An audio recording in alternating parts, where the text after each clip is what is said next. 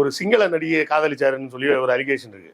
அந்த டைம்ல அவர் என்ன சொல்லிட்டு இருந்தாருன்னா, நான் இலங்கையை சேர்ந்த ஒரு பெண்ணை தான் திருமணம் செய்து கொள்வேன்னு அவர் பேட்டி கொடுத்துட்டு அவர் மட்டும் இல்ல, நாம் தமிழர் தம்பிகளும் இப்படி செய்யணும். ஆமா, ஈழத்தமிழர்கள் உருவாக்கணும். அடுத்தால பாத்தீங்கன்னா நான் வந்து அதை விட்டுட்டு நான் ஒரு விதவை பெண்ணை தான் திருமணம் செய்வேன் அப்படின்னாரு. அது எந்த டைம் அப்படின்னு பாத்தீங்கன்னா, முத்துக்குமார் அந்த தனித்தமிழ் நம்ம தமிழகம் பேசிட்டு இருந்தாரு. அவரோட மனைவி எதுக்காக? அவங்க விதவைன்றதுக்காகவா?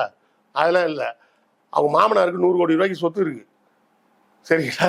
இதை நான் சொல்லலை, திருச்சி வேலுசாமியும் சொல்லியிருக்கிறாரு, சூர்யா சிவாவும் சொல்லியிருக்கிறாரு. அந்த அம்மாவுக்கு 100 கோடி ரூபாய்க்கு சொத்து இருக்குது. இப்போ 2 பேருக்கும் சண்டையா இருக்குது, சாட்டை துறைமுருகனுக்கும் சீமானுக்கும். அந்த சொத்தோட போய் யார் கல்யாணம் பண்ணிக்கிறதுன்னு.